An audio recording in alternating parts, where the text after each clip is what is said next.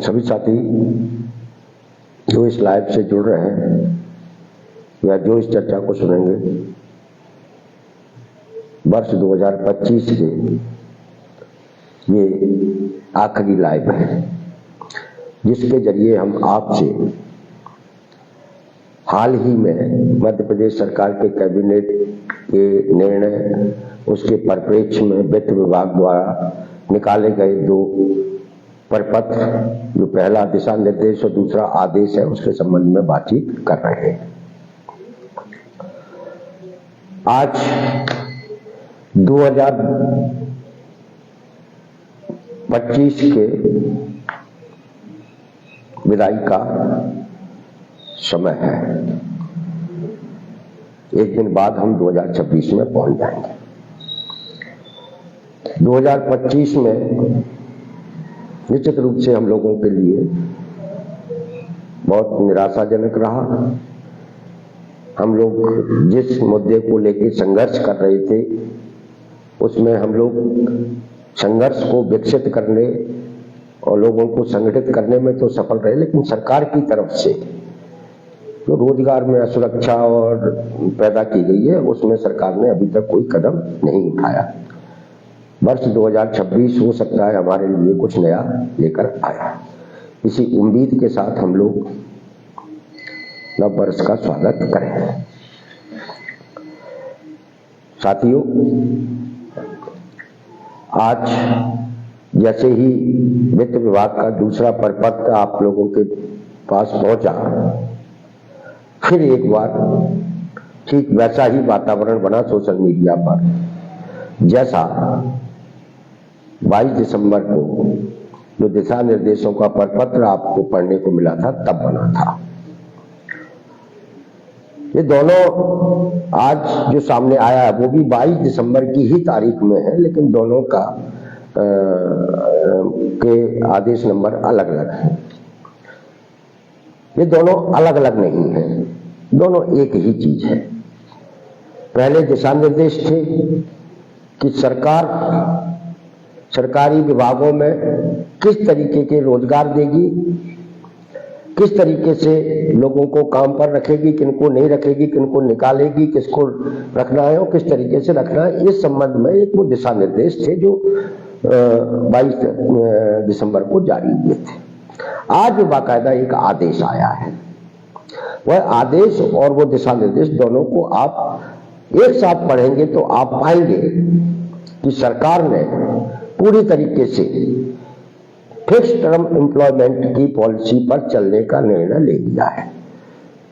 Fix term employment यानी निश्चित अवधि के रोजगार को सरकार ने अपनी प्राथमिकता में लिया है, उसकी एक नीति बना ली है और उसमें चलने का निर्णय ले लिया है। इसीलिए उन दिशा निर्देशों में स्पष्ट कहा गया है कि आउटसोर्स की छटनी की बात की गई है 2027 तक, कैडर समाप्त करने की बात की गई है, और आज के इस आदेश में वो कैडर ही समाप्त करने की बात की गई है जो दिशा निर्देशों में थे। और जो समाप्त जो कैडर किया जाएगा वो कौन सा है? वो कार्यवारत कर्मचारी, कंटीजेंसी कर्मचारी या इस तरीके के जो स्थायी कर्मी भी जो है, जो अलग अलग विभागों में, नगरीय निकायों में काम कर रहे थे, वो कैडर इन्हें सरकार ने समाप्त करने का आदेश जारी किया है। और इसके बाद ये साफ हो गया कि सरकार ने उन छोटे रोजगारों को, उन छोटी नौकरियों को पूरी तरीके से खत्म कर दिया है, जो नौकरियां स्थानीय स्तर पर बेरोजगार युवाओं को मिल जाया करती थी, जिनमें आप लोग भी काम कर रहे हैं। क्योंकि वो नौकरियां इसलिए जरूरी होती हैं और इसलिए मिल जाया करती थी क्योंकि सरकारी नौकरियां की चयन प्रक्रिया बहुत जटिल है, बहुत समय लगता है। इसलिए सरकारों ने स्थानीय स्तर पर युवाओं को, पढ़े लिखे युवाओं को रोजगार उपलब्ध कराने के लिए ये अस्थायी प्रवृत्ति की, अस्थायी प्रकृति की नौकरियों के जरिए लोगों को सरकारी सेक्टर से जोड़ने का की नीति बनाई थी, जो सकुशल चल रही थी। सकुशल चल रही थी इसमें और इस स्थानीय स्तर पर रोजगार देने की जो नीति थी सरकार की, उससे बहुत सारे लोगों को अच्छा रोजगार मिला था। 2-3 उदाहरण मैं आपको दे सकता हूं। पहला, ये जो शिक्षाकर्मी भर्ती हुए थे, कोई परीक्षा नहीं हुई थी कि कोई बोर्ड नहीं बैठा था। वो पंचायतों के जरिए, मतलब ग्राम पंचायत, जनपद पंचायत, जिला पंचायत के जरिए उनकी नियुक्तियां कर ली गई थी और उन नियुक्तियों के जरिए वास्तव में जरूरतमंद जो लोग थे, परिवार थे, उनके लड़के शिक्षक बन गए। आज वो अच्छा वेतन ले रहे हैं, 80,000 से 90,000, 1 लाख तक का। कहीं कोई भ्रष्टाचार नहीं था, कहीं कोई दिक्कत नहीं आई। स्थानीय स्तर पर वो उनको रख लिया गया और वो सब उसमें ऐसे जरूरतमंद लोग आए थे जिन्हें बाकी में नौकरी की जरूरत थी। वो आर्थिक रूप से अपने अपने क्षेत्रों में, अपने अपने गांव में पिछड़े हुए थे। पंचायत कर्मी, उनकी भी इसी तरीके से उनको नियुक्तियां मिल गई पंचायतों के जरिए, जनपद जिला पंचायत के जरिए। नगरीय निकायों में भी इसी तरीके से नौकरियां मिल गई जिनमें अभी तक लोग काम कर रहे हैं, कोई चयन प्रक्रिया नहीं थी। तो ये जो स्थानीय स्तर की नौकरियां होती थी, जो मिल जाया करती थी, इस सरकार ने 22 दिसंबर के दिशा निर्देश और एक आदेश के जरिए ये सारी की सारी स्थानीय स्तर की नौकरियों को पूरी तरीके से भविष्य के लिए खत्म कर दिया है, पूरी तरीके से। अब इससे नुकसान किसको हुआ? अब जो लोग इसमें इन पदों पर अभी काम कर रहे हैं वो काम करते रहेंगे और जैसे जैसे वो रिटायर होंगे तो वो उन पदों को मृत घोषित कर दिया जाएगा, सांकेतिक घोषित कर दिया जाएगा, यानी वो कैडर समाप्त। कैडर समाप्त का मतलब है कि आगे इसमें कोई नियुक्तियां नहीं होंगी। ये सरकार, ये विभाग और अधिकारी कह चुके हैं, ये दोनों आदेश यही कहते हैं। अब जब ये कैडर खत्म कर दिया तो सरकार कौन सी नौकरी देगी? एक तो नियमित नौकरी देगी। जो अनियमित और नियमित के बीच का जो अंतर था, जिसको काफी चर्चा हुई थी, जिनको एक ही मतलब नियमित कैडर बना दिया है। अब नियमित नौकरियां सरकार कौन सी दे रही है? सरकार ने 20 साल से क्लास 3 की कोई भर्ती नहीं की है। क्लास 3 का मतलब होता है कि आपके क्लर्क हैं, कंप्यूटर ऑपरेटर हैं, या दूसरे भी जो अलग अलग विभागों में इसके समकक्ष पदों पे जो लोग हैं, ये कोई भर्ती सरकार ने 20 साल में की नहीं। और चतुर्श्रेणी की भर्तियां भी सरकार ने नहीं की है। चतुर्श्रेणी के ज्यादातर नौकरियां स्थानीय स्तर पर ही मिल जाया करती थी और इसमें गरीब, मजदूर, मध्यम वर्गीय परिवारों के बच्चे इन नौकरियों में जाते थे। आप लोग भी उन्हीं परिवारों का हिस्सा हैं। आज सरकार ने ये जो एक रास्ता आजादी के बाद से नौकरियों के लिए बनाया गया था, उसको पूरी तरीके से खत्म कर दिया है और जो बहुत चिंता की बात है। अब सरकार जिस रास्ते पर चल रही है, फिक्स टर्म एम्प्लॉयमेंट, यानी निश्चित अवधि का रोजगार, इसके बारे में हम पूर्व में भी कई बार चर्चा कर चुके हैं। कई बार हम चेता भी चुके हैं कि ये सरकार देश के, मध्य प्रदेश के लोगों के साथ, बेरोजगारों के साथ अच्छा बर्ताव नहीं कर रही है। ये इनके रास्ते नौकरी के बंद कर रही है। इससे समाज के अंदर आर्थिक असमानता बढ़ेगी। अब फिक्स टर्म एम्प्लॉयमेंट क्या होता है? जैसा कि उस दिशा निर्देशों में कहा गया है कि सरकार अब 5 तरह की नौकरी देगी। एक नियमित नौकरी जो उसको देना ही नहीं है। दूसरी संविदा पर भी भर्ती लगभग बंद है। जो संविदा पर काम कर रहे हैं वही धीरे धीरे अगर नियमित कर देंगे तो संविदा का एक कैडर है। अब बाकी 3 बचते हैं। उनमें एक निजी एजेंसी के जरिए ना आउटसोर्सिंग के बारे में वो कह चुके हैं कि अभी तक जो आउटसोर्सिंग में लगे हुए हैं उन्हें 2027 तक बाहर करेंगे। फिर उन पर एक निजी एजेंसियों के जरिए नई नियुक्तियां की जाएंगी। तो एक आउटसोर्सिंग होगा। दूसरा होगा विशिष्ट समयावधि हेतु कार्य पर लगाए जाने वाले लोग। विशिष्ट समयावधि मतलब छोटे से समय के लिए अगर कोई काम है विभाग में या किसी सरकारी दफ्तर में, तो एक निश्चित अवधि के लिए लोगों को काम पर बुलाएंगे और एक निश्चित एक जो देना होगा वो दे देंगे। उसके लिए कोई वेतनमान की जरूरत नहीं। दूसरा ये नौकरी मिलेगी। तीसरा अंशकालीन रूप से लोगों को बुला सकते हैं थोड़े से समय के लिए। अब अंशकालिक के रूप में क्या स्थिति है? आज मध्य प्रदेश के अलग अलग विभागों में जो अंशकालीन कर्मचारी काम कर रहे हैं उन्हें कितना मिल रहा है? 5,000 रुपये। विशिष्ट समयावधि के लिए लोगों को जिनको लगाया जाता है उन्हें क्या मिलता है? 4-5 हजार, 3,000 रुपये। निजी एजेंसी में आउटसोर्सिंग के जरिए जो लोगों को नौकरी मिल रही है उनकी क्या स्थिति है? किसी से छिपी नहीं है। यानी भविष्य में सरकार जो है सरकारी सेक्टर में जो नौकरियां देने वाली है वो नौकरियां हैं 5,000 की, 3,000 की, 4,000 की, और आउटसोर्सिंग निजी एजेंसी के जरिए फिक्स टाइम के लिए वो 6-7-8 हजार की नौकरी ये सरकार देने वाली है आपको। इसके ही लिए ये 2 आदेश सरकार ने निकाले हैं यह सुनिश्चित करने के लिए कि सरकार अब इस रास्ते पर जा रही है। आज का जो आदेश निकला है और पहले के दिशा निर्देश में स्पष्ट कहा है कि इससे पहले जितने भी आदेश निकले थे नियम इन कर्मचारियों के लिए वो सारे के सारे निरस्त किए जाते हैं। उनकी कोई वो नहीं, मान्यता नहीं रहेगी। यानी आप कोर्ट कचहरी भी नहीं कर सकते, आप कहीं न्यायालयीन प्रक्रिया में भी नहीं जा सकते। तो ये सरकार फैसला कर चुकी है निश्चित अवधि का रोजगार देने की। और ये अचानक नहीं किया है कि आप सोच रहे हो कि एकाएक कर दिया है। सरकार इसका प्रयोग पिछले 10-15 साल से कर रही थी, क्योंकि नौकरियों में अगर कोई बदलाव करना है तो एकाएक नहीं होता है, उसकी एक प्रक्रिया होती है। सरकार भी ये सुनिश्चित करती है कि अगर हम ऐसा करेंगे तो नीचे समाज से लोगों के बीच में से क्या प्रतिक्रिया आएगी, उसको ध्यान में रखते ही सरकार निर्णय लेती है, क्योंकि लोकतंत्र है।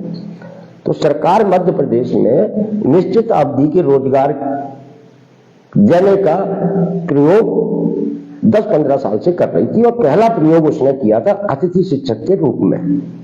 स्कूलों में अतिथि शिक्षक रखे गए थे। जो अतिथि शिक्षक काम कर रहे हैं वो शायद उनको याद है कि नहीं है या भूल गए। उनको वेतन कैसे दिया था पता है? उनको पीरियड के हिसाब से वेतन दिया जाता कि आप 1 पीरियड पढ़ाएंगे तो 1 पीरियड का पैसा मिलेगा, 2 पीरियड पढ़ाएंगे तो 2 पीरियड का पैसा मिलेगा, 3 पीरियड पढ़ाएंगे तो 3 पीरियड का पैसा मिलेगा। यह निश्चित अवधि का रोजगार था जो अतिथि शिक्षक के रूप में मध्य प्रदेश में जिसकी शुरुआत हुई थी।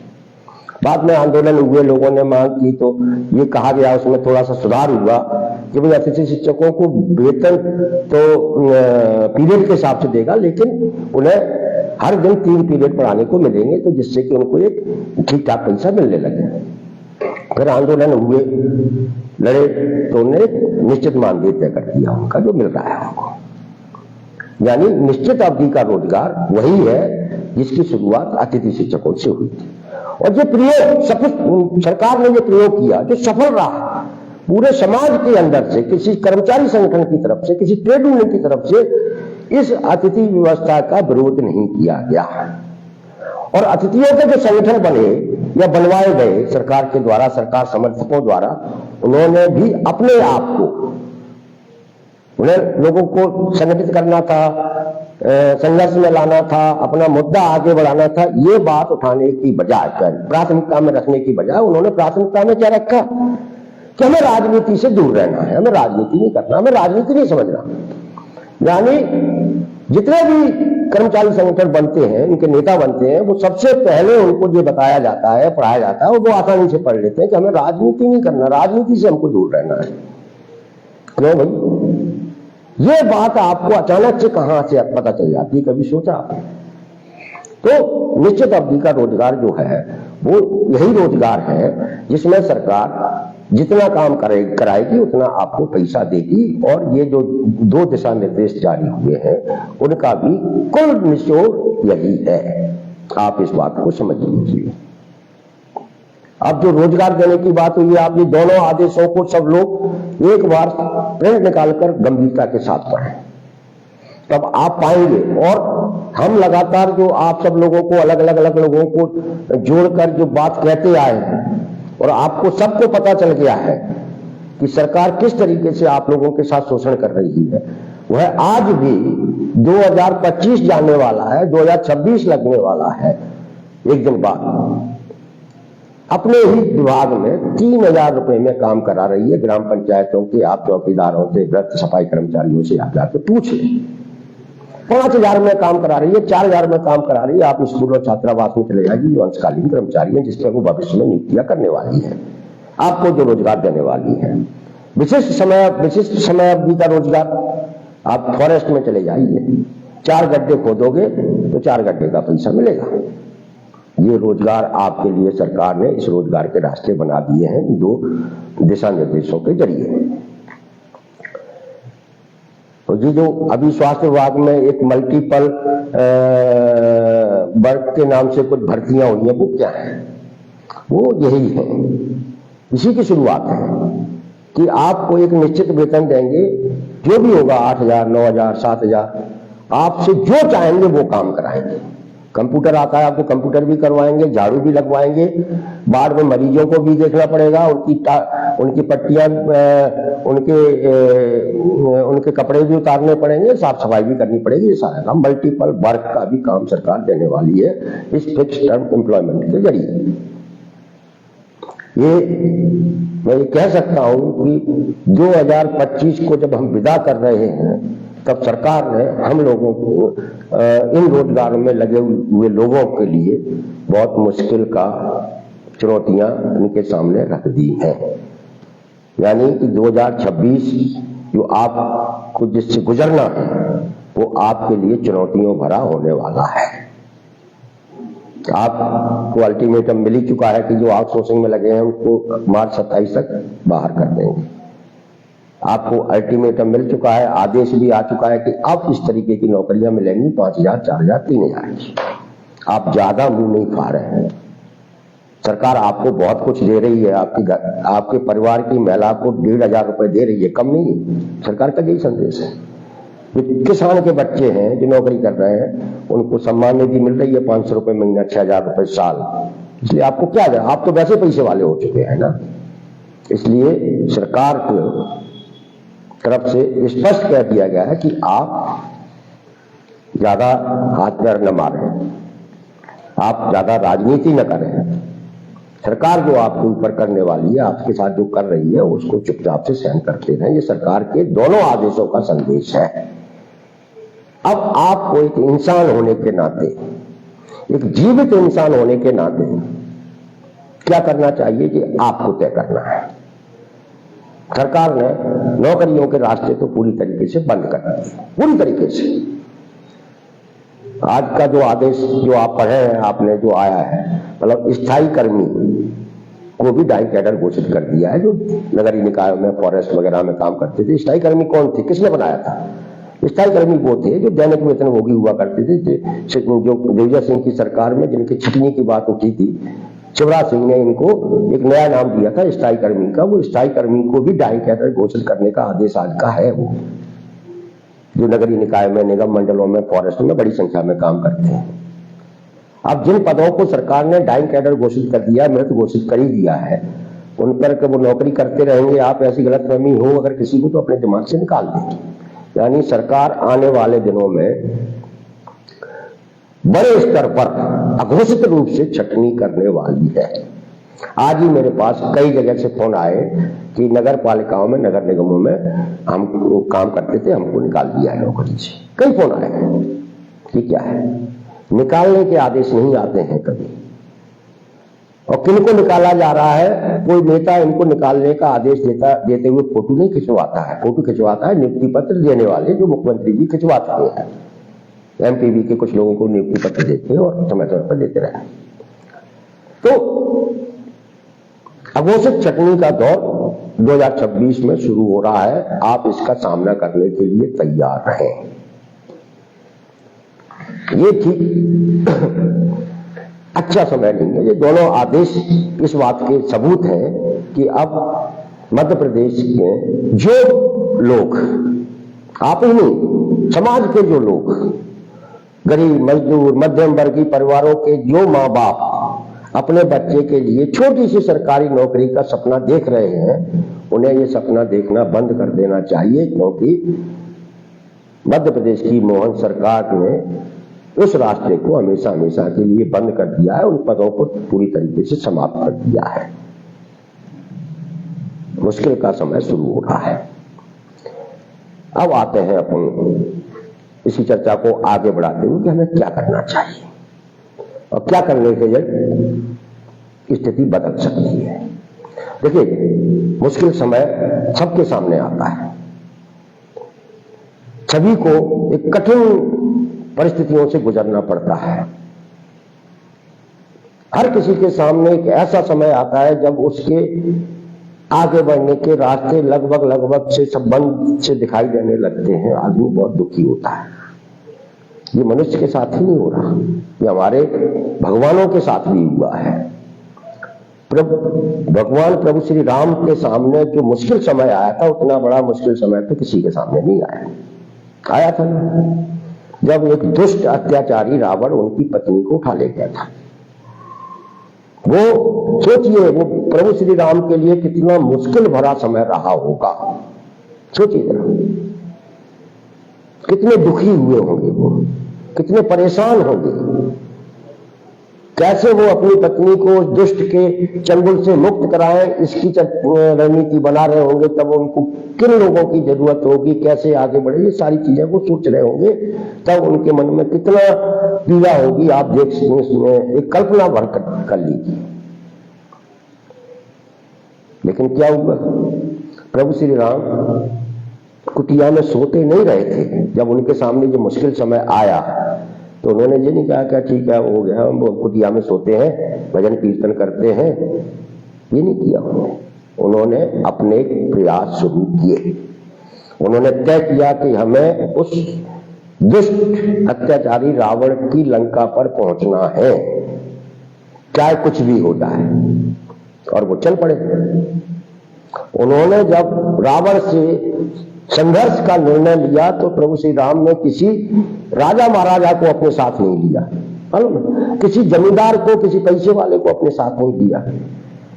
उन्होंने अपने साथ लिया भालू बानरों को, गरीब गुरबों को, जो सताए हुए लोग थे उनको अपने साथ लिया। यही रामायण अगर से आपको ये सारी जानकारियां मिलती है। हमारे तमाम सारे कथावाचक आपको हर दिन ये सारी चीज बताते हैं। भगवान श्री राम ने अपने साथ किसी राजे रजवाड़े को, जमींदार सामंत पैसे वाले को नहीं लिया, छोटे लोगों को लिया। क्यों लिया? भगवान श्री राम जानते थे कि ये जो गरीब व्यक्ति है वो बहुत विश्वसनीय, भरोसेमंद होता है।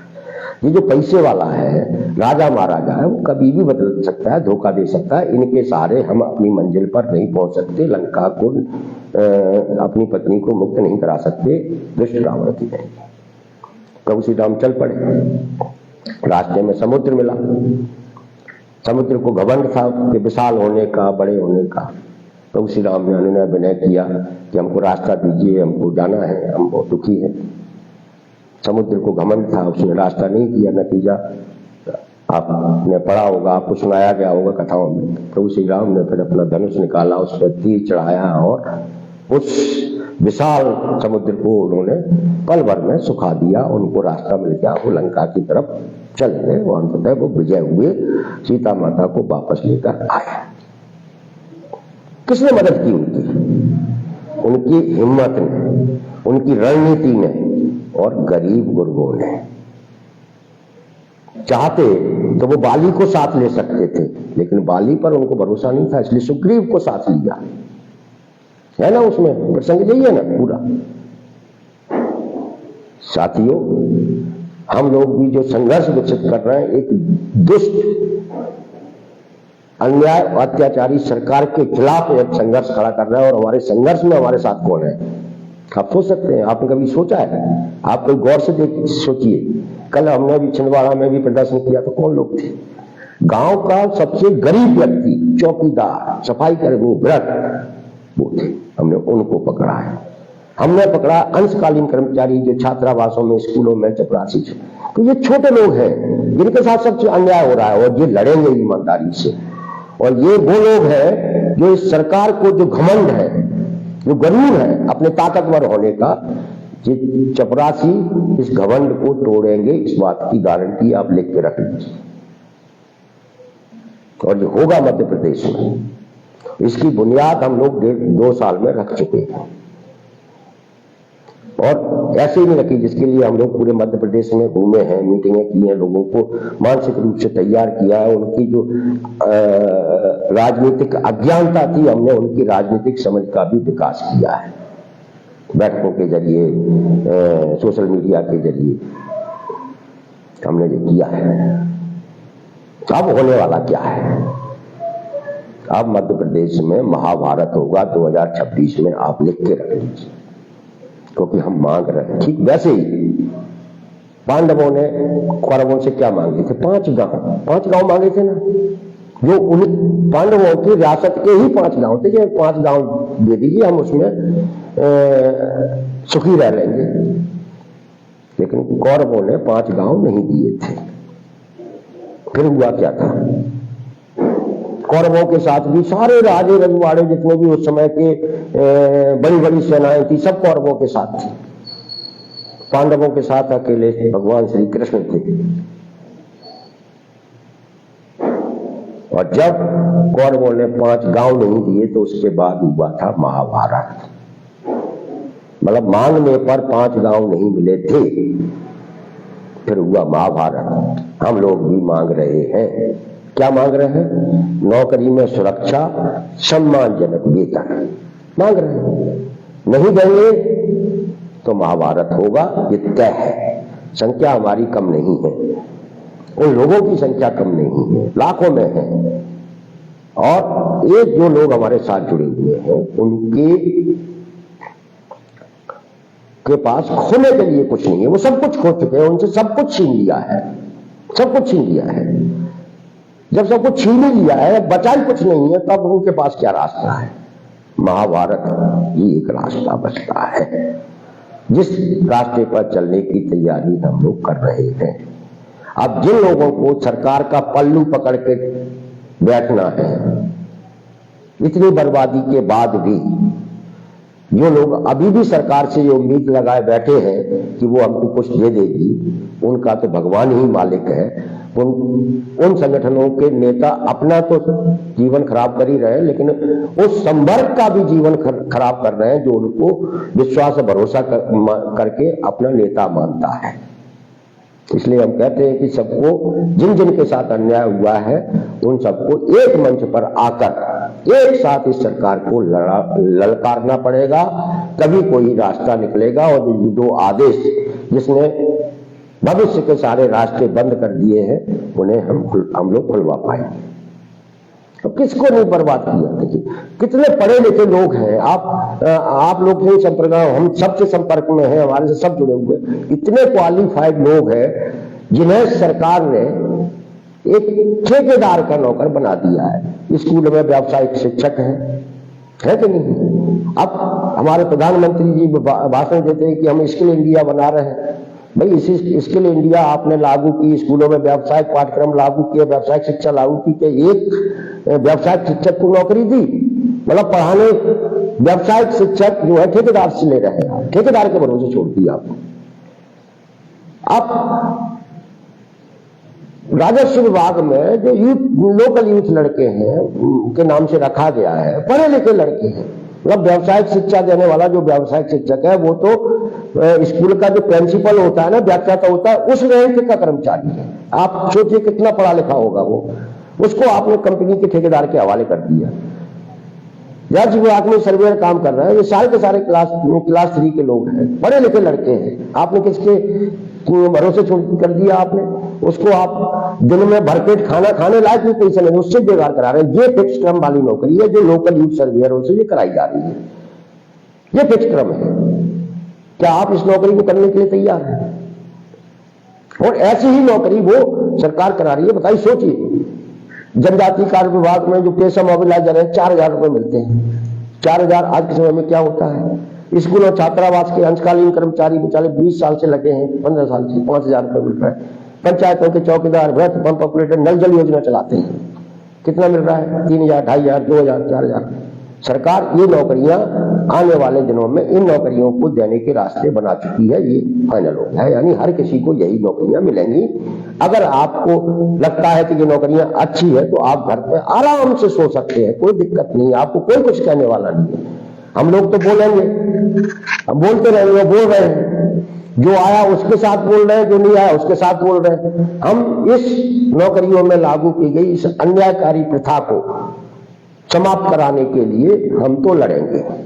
अगर आप लोगों को ये लगता है, किसी को यदि ये लगता है कि ये ठीक है यार, अपन को क्या करना है, अपन को कोई राजनीति नहीं करनी है, वो अपने आराम से घर पर सो सकते हैं और इस गुलामी की व्यवस्था को बनाए रखने में आप सहयोग कर सकते हैं, मदद कर सकते हैं सरकार की या सरकार समर्थित संगठनों की। कोई नहीं बोला था, जैसे मैंने कहा, मतलब अतिथि शिक्षकों से फिक्स्ड टर्म एम्प्लॉयमेंट की प्रयोग शुरू हुआ था, कोई कर्मचारी संगठन ने उसका विरोध नहीं किया था। क्या हो तो बता दो कि साहब आप मास्टर की ही नौकरी दीजिए, ये क्या नई व्यवस्था बना रहे हैं, आप शिक्षा कर्मी बना दीजिए ना, रख लीजिए, उनकी पॉलिसी बनी हुई है। लेकिन किसी ने विरोध नहीं किया था। उस बीएमएस ने भी विरोध नहीं किया था जो आप लोगों के बीच में संगठन बनाए हुए हैं, और जब संगठन बन जाता है, उनके पदाधिकारी बन जाते हैं, तो उन्हें सबसे पहले ये समझाती है कि आपको राजनीति से दूर रहना पड़ेगा, आप राजनीति से दूर रहिए भैया। ये शिक्षा क्यों देते हो? आपको शिक्षा देनी चाहिए कि सरकार आपको जो नौकरी दे रही है वो अन्यायकारी नौकरी है, इस नौकरी को खत्म कराने के लिए एकजुट होइए, लड़िए, आप राजनीति से दूर रहिए। मैंने अभी अतिथि शिक्षक आंदोलन कर रहे हैं, उनका एक बैनर देखा था, उसमें बैनर में बड़ी सी हेडिंग लिखी थी कि राजनीति से दूर रहेंगे, मतलब राजनीति से दूर रहेंगे, ये उनका ऊपर मोटे अक्षरों में लिखा हुआ था। अरे भाई, इतने मोटे अक्षरों में आप लिखते कि भाई अतिथि शिक्षकों को शिक्षक का दर्जा दे दो तो समझ में आता, तो राजनीति से इतना परहेज क्यों? जबकि सरकार ने जो फैसला किया है अभी, वो तो राजनीतिक फैसला है। सरकार सब कुछ निजीकरण की तरफ ले जाना चाहती है, सब कुछ मालिकों को सौंप देना चाहती है, ठेकेदारों को सौंप देना चाहती है। स्कूलों को लगातार स्कूल बंद हो रहे हैं दूर दराज ग्रामीण इलाकों के, और कुछ सालों में, 1-2 साल में ही बड़ी संख्या में स्कूल बंद किए जाएंगे, तब तो वो अतिथि शिक्षक की नौकरी भी नहीं मिलेगी। तो अतिथि शिक्षक तो वैसे ही अगले 1-2 साल में बाहर होने वाले हैं। उसके बाद आप कह रहे हैं, आप ये लिखेंगे कि हमें राजनीति से दूर रहना है। भाई, उस राजनीति को समझिए जिसने आपकी जिंदगी को बर्बाद कर दिया। लाखों अतिथि शिक्षक जो पुराने हैं, घर बैठे हुए हैं, ज्वाइनिंग नहीं हुई है, ये जिंदगी खराब कर दी है। हजारों की संख्या में आउटसोर्स कर्मचारी जिनको निकाल दिया जाता है, जो मर जाते हैं बेचारे, अलग अलग सेक्टर, बिजली विभाग का आउटसोर्स कर्मचारी जोखिमपूर्ण काम करता है, इमरजेंसी सेवाएं देता है वो, उसकी जिंदगी क्या है? उसकी जिंदगी तो दांव पर लगी रहती है हर दिन। लेकिन सरकार के अंदर इतनी संवेदनशीलता नहीं है कि भाई इन नौकरियों को तो कम से कम आप स्थायी मत कीजिए, लेकिन नौकरी को तो सुरक्षित कर दीजिए और इनको इतना पैसा दे दीजिए कि वो अपने परिवार के साथ एक सम्मानजनक जीवन जी सके। और इतनी सी बात है, हम भी यही मांग रहे हैं। हमने कभी नहीं कहा कि एक चपरासी को आप अधिकारी बना दो, हम ये मांगते हैं जी भाई, ये जो लोग काम कर रहे हैं वो यही काम करेंगे। कोई आपकी गाड़ी चलाएगा, कोई आपका ऑफिस खोलेगा, कोई साफ सफाई करेगा, कोई कंप्यूटर चलाएगा, कोई पढ़ाएगा, यही करेंगे ना। तो कोई यही काम करना है इनको, लेकिन वे इसके बदले में आपसे एक सम्मानजनक जीवन जीने का अधिकार मांग रहे हैं, जो उनको संविधान ने दिया है, लोकतंत्र में उनको मिला है। तमाम सारे कानून भी उनको ये अधिकार देते हैं, जो आप उनसे छीनना चाह रहे हैं, छीन रहे हैं, 2 आदेशों के जरिए छीन लिए गए हैं। तो साथियों, 2026 हम सब के लिए बहुत चुनौतीपूर्ण वर्ष साबित होने वाला है। हम लोगों को ये तय करना है कि 2026 को संघर्षों से जीत के वर्ष के रूप में हमें इसे तब्दील करना है, जिससे मध्य प्रदेश का हर व्यक्ति ये याद करे कि ये जो मध्य प्रदेश का आउटसोर्स अस्थायी कर्मचारी था, जो अन्याय का शिकार था, उसने अपनी एकजुटता के जरिए एक ऐसे रास्ते को खुलवाया जिसे सरकार ने बंद कर दिया था। हमें उम्मीद है कि आप इस रास्ते पर चलने के लिए अपने आप को दिमागी तौर पर तैयार करेंगे। 4 जनवरी को हम लोग भोपाल में एक बैठक करके कुछ आंदोलनात्मक निर्णय लेने वाले हैं। आप उन आंदोलनात्मक निर्णयों में को सफल करने में अपने स्तर पर जितना योगदान दे सकते हैं दें। ये वक्त सोते रहने का नहीं है। और 2026 के 5 जनवरी को हम पहला आंदोलन करने जा रहे हैं पंचायतों के ये चौकीदार पंप ऑपरेटरों के द्वारा विकास भवन के पर धरने के रूप में, यानी 2026 हमारे संघर्ष की शुरुआत के रूप में हम कर रहे हैं। और ये संघर्ष अब निरंतर चलेगा कब तक, जब तक कि सरकार ने जो रास्ते बंद किए वो नहीं खुल जाते। आप अपने आसपास के लोगों को भी समझाएं कि सरकार ने आपके बच्चों की नौकरियों के रास्ते बंद कर दिए। लोकतंत्र में सरकार तब अपने कदमों से पीछे हटती है, अपने फैसलों से को वापस लेती है जब जनता के बीच में उसकी बदनामी होती है। जैसे उदाहरण के लिए कि आज का जो आदेश आया है उसमें आउटसोर्स का कहीं कोई जिक्र नहीं किया, जबकि दिशा निर्देशों में आउटसोर्स की छटनी की बात थी। इसमें भी वो कर सकते थे, क्यों नहीं की? क्योंकि पहले दिशा निर्देशों में छटनी का स्पष्ट उल्लेख था, जिसकी तीखी प्रतिक्रिया पूरे मध्य प्रदेश में हुई। हम लोगों ने इसका विरोध किया, चैनलों में डिबेट हुई, सरकार की बदनामी हुई, ये नौकरी से निकालने की धमकी दे रही है। तो ये आदेश में आउटसोर्स को उनने जिक्र ही नहीं किया कि भैया वो छटनी की चर्चा उनने इस आदेश में नहीं की। बाकी रास्ता पूरा का पूरा वही है। तो जो छटनी का संकेत था दिशा निर्देशों में, जिसकी सोशल मीडिया पर जो उसकी आलोचना हुई, तीखी आलोचना हुई, उसका विरोध हुआ, उसके बारे ही इस आदेश में आउटसोर्स शब्द को लिखने से वो बचे हैं। बाकी जो उन्हें करना वही है जो दिशा निर्देशों में लिखा है, जो आज के आदेश में उन्होंने तय कर दिया है कि वो 3000, 5000, 6000 की नौकरी देंगे, अंशकालीन विशिष्ट समय अवधि वाली नौकरियां देंगे, और नियमित नौकरी का जो सपना देखे बैठे हुए लड़के पढ़ रहे हैं कॉलेजों में, उन्हें वो सपना देखना बंद कर देना चाहिए। सरकार जो दूसरी शब्दों में मैं और क्लियर कर दूं कि सरकार जो नौकरियां देने वाली है, फिक्स टर्म एम्प्लॉयमेंट वाला, ये क्या होता है मैं बता चुका हूं, और अंत में आप इसको और सुन लीजिए। ठीक वैसा ही रोजगार है कि सरकार आपसे जो काम कराएगी उसका पैसा देगी। जैसे आप अपने घर में एक डोमेस्टिक वर्कर रखते हैं, मतलब कामकाजी महिला, एक बाई को रखते हैं, उससे अगर आप झाड़ू पोछा लगवाएंगे तो झाड़ू पोछा का पैसा देंगे, उससे बर्तन मंजवाएंगे तो बर्तन मांजने का पैसा देंगे, उससे अगर आप खाना बनवाएंगे तो खाना बनवाने का पैसा देंगे, अगर आप उससे कपड़े धुलवाएंगे तो कपड़े धुलवाने का पैसा। मतलब अलग अलग तय होता है, झाड़ू लगाने का, झाड़ू पोछे का इतना, बर्तन मांजने का इतना, कपड़े धोने का इतना, खाना बनाने का इतना, ये अलग अलग तय होता है। फिक्स टर्म एम्प्लॉयमेंट ठीक ऐसा ही है। सरकार आपसे जो काम कराएगी उसका पैसा दे देगी। जैसे पहले अतिथि शिक्षकों से 1 पीरियड पढ़वाते थे तो 1 पीरियड का पैसा मिलता था, 2 पीरियड पढ़वाते थे 2 का पैसा मिलता था। यानी आप नौकरियां, डोमेस्टिक वर्कर जैसी नौकरियां सरकार अपने विभागों में देने वाली है, और सारा सरकारी सेक्टर कंपनियों, ठेकेदारों के हवाले हो रहा है, हो चुका है, और बचा खुचा भी हो जाएगा। यदि आपको इसे बचाना है तो संघर्ष के रास्ते पर आइए, कामगार क्रांति मंच से जुड़िए। यही एक मंच है ऐसा जो आपको सही दिशा में ले जा सकता है, सही रास्ता बता सकता है, और आपको आपकी मंजिल पर पहुंचा सकता है। ठीक वैसे ही जैसे प्रभु श्री राम लंका फतह करने के लिए निकले थे, तो जो गरीब गुरबों ने उनकी जो हिम्मत बढ़ाई थी, जैसे पांडवों ने कौरवों को धूल चटाई थी, वैसे ही ये कामगार क्रांति मंच आपको इस दुष्ट अत्याचारी मुगलों के रास्ते पर चल रही सरकार से के अन्याय से मुक्त करा सकता है। उम्मीद है आपको मेरी बात समझ में आई होगी, आप इस रास्ते पर चलने की कोशिश करेंगे और अगर आप जरूरी समझें तो आज की इस चर्चा को अधिक से अधिक लोगों तक पहुंचाएं और शेयर करें। जितने भी साथी हमारे इस पेज पर जुड़े हुए हैं वो इस पेज को इस चर्चा को जरूर शेयर करें।